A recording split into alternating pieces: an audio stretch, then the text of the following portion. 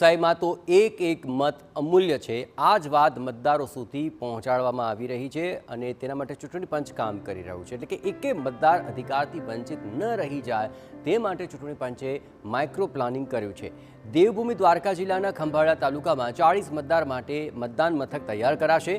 ખંભાળા તાલુકાના અજાર ટાપુ પર માત્ર 40 જેટલા જ મતદાતા છે અને અજાર ટાપુ સહિતના સ્થળોએ વિશિષ્ટ મતદાન મથક તૈયાર કર્યા છે। આ મતદાન મથકમાં મતદારો માટે તમામ સુવિધા રહેશે। આ મતદાન મથક પર ચૂંટણી અધિકારીઓ મોટા આસોટાથી રસ્તા મારફતે 13 કિલોમીટર અંતર કાપી ગડુ વિસ્તાર પહોંચશે અને ત્યાંથી બોટ મારફતે અંદાજિત 4.3 નોટિકલ માઇલ દરિયાઈ સફર ખેડીને અજાર ટાપુ પર પહોંચશે અને મતદાર મતાધિકારથી વંચિત ન રહે તે માટે પ્રયત્ન કરશે। અજાર ટાપુની અમે લોકોએ મુલાકાત લીધી હતી અને ત્યાં 40 જેટલા મતદારો છે। ત્યાં આપણી જે ટીમ છે તે સિંગલ ટીમ મતદાનના આગલા દિવસે જશે, બોટ દ્વારા જશે। ત્યારબાદ મતદાન પૂરું થયા બાદ તે લોકો બોટથી પરત ફરશે।